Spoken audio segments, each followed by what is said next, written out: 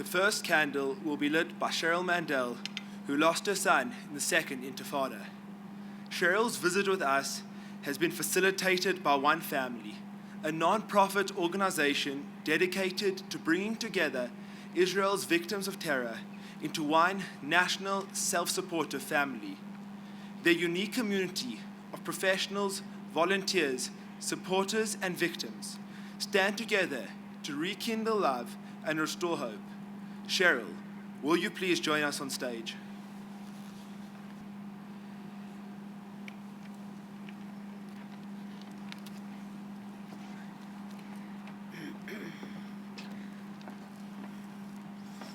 לכבוד הרבנים. How's it? In a few hours, it's my birthday. I'm the same age as the state of Israel. I know I don't look it.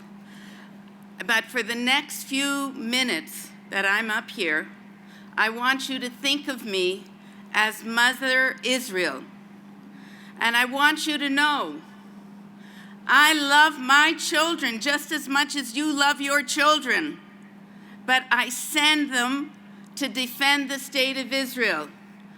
And I do it not just for myself and not just for those of us living in Israel today.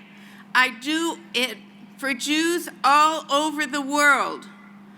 So even the Jews in South Africa. So you can have takeout from Goldie's in Cape Town.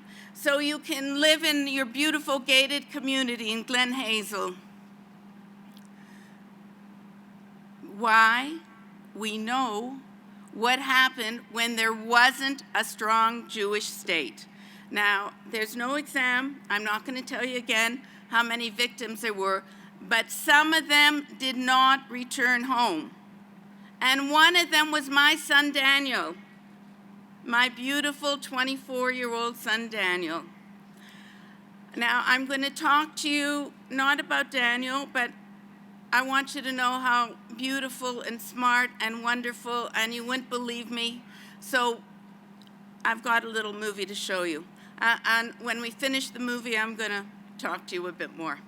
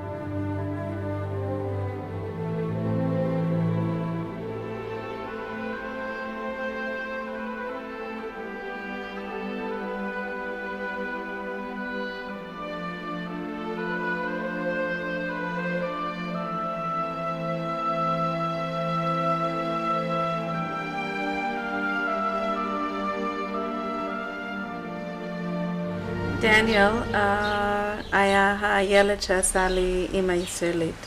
הוא היה חוזר הביתה ואומר, אמא, בבית של ברק שותים שוקו בבוקר.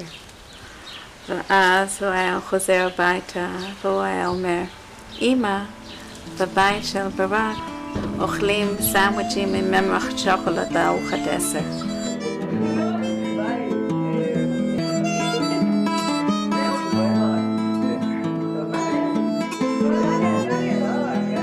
והגיע אלינו ככה עם פירות כאלה, כיפה שחורה,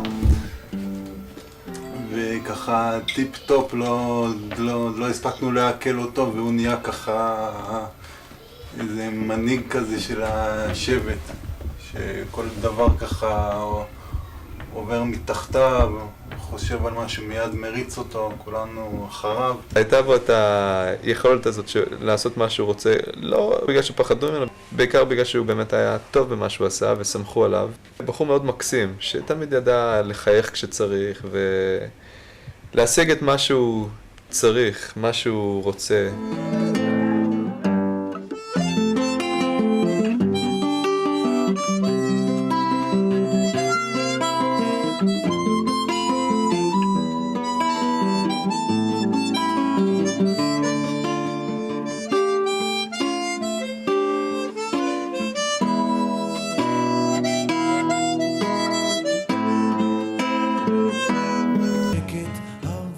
היינו תמיד מתפללים וזה, כאילו בתפילה נגיד, אז בשבת שרים את שיר הכבוד.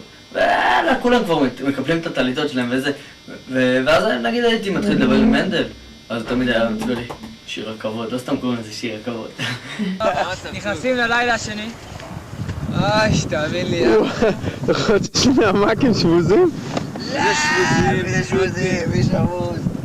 הוא כל הזמן ככה סיפר לי על הצוות שלו בעצם, אתה לא יודע איזה מדהים זה שניר לקחת צוות צעיר ולראות אותם לוחמים, זה כמו אבא שלהם וזה, שזה כאילו אני לא הצלחתי לעשות, אני ישר לקחו אותי להיות מפקד לוחמים וזה הדבר שהכי הייתי רוצה לעשות, מה שמנדל עשה. מוזר לדבר איתכם על תחושות הוריות, כי אני לא כזה וזה לפני הזמן שלי, אבל זה קורה, זה לראות חבורה של, לא יודע מה, שמגיעים אחד עם השטויות שלו, עם הבגרויות שלו, באמת לראות החבר'ה היום, וואלה, גדולים, חזקים, גאים, בטוחים, לוחמים, קיצור, זה, שוב, אני לא לוקח מהורים פה שום מקום באמא. זה תחושה אישית שלי, זה מיוחד מאוד. יהי הכל שייך לכל אפילו שהוא השלישי במשפחה, הטקס הצבאי הראשונה שהלכתי היה קומטה של דניאל. הוא גם עכשיו עושה אותנו חלק ממשפחת השכול. ומעכשיו אנחנו לא עולים החדשים. עם הדם של דניאל אנחנו עכשיו ישראלים. יהי הכל שייך לכל שיוכל להיטיב עמו, שיוכל להיטיב עמו, והאדמה המשכינות המים למען תיתן פריה בעיתו.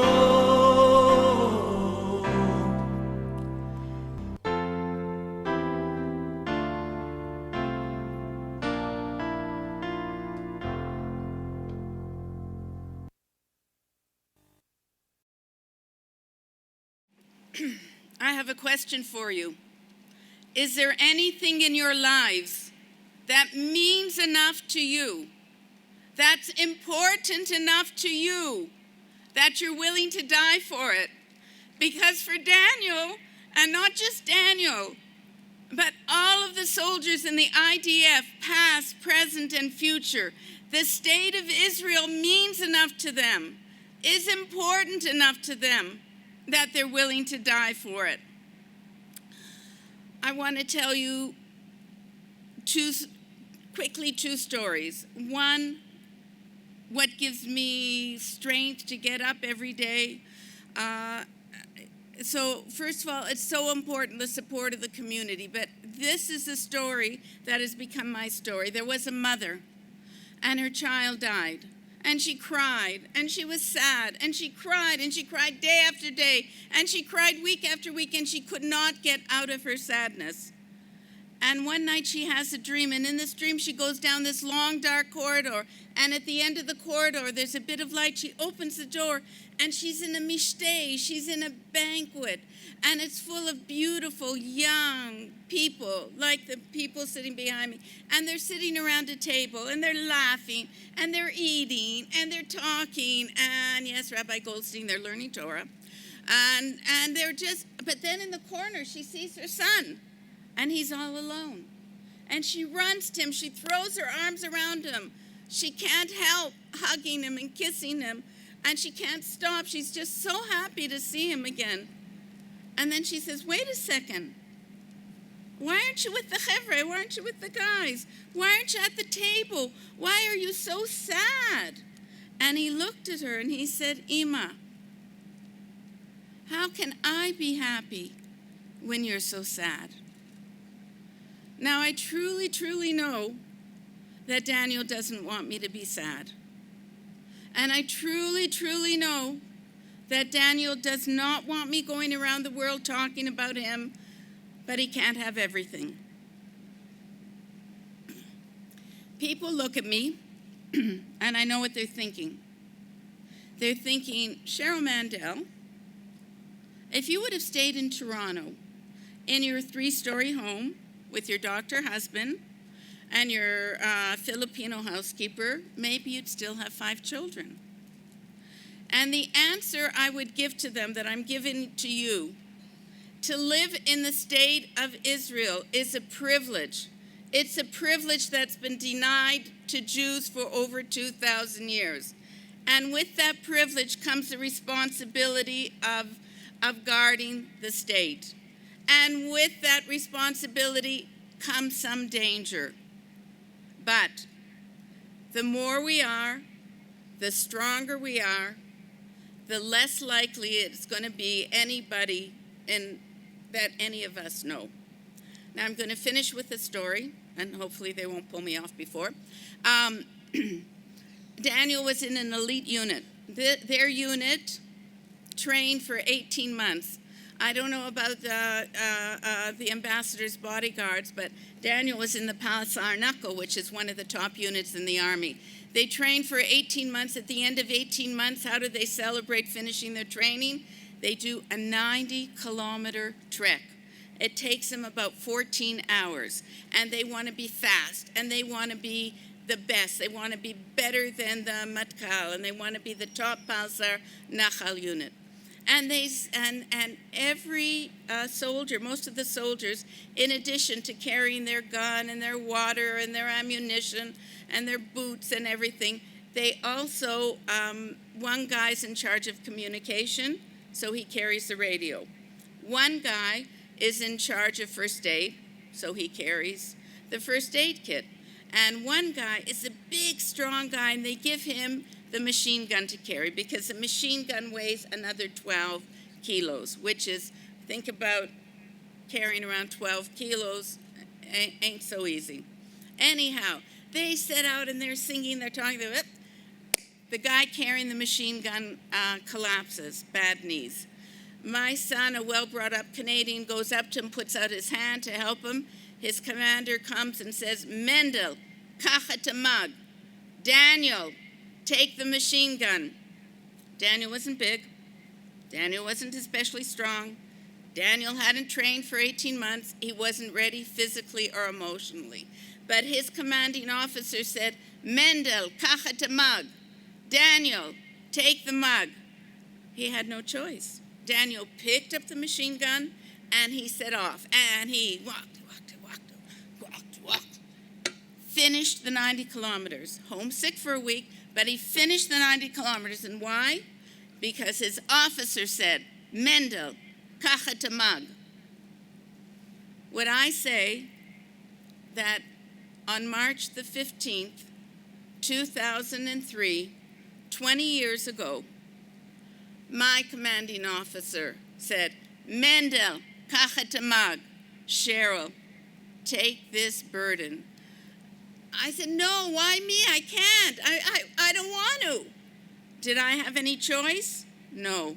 My commanding officer said, Mendel, take this burden. And so since that day, I've been carrying the burden of being a bereaved mother. It's a burden that I'll carry until my dying day. I'm trying to do it with as much love and respect. I'm doing it not just for Daniel, I'm doing it for all of Am Yisrael. Thank you. I'm going to light the candle.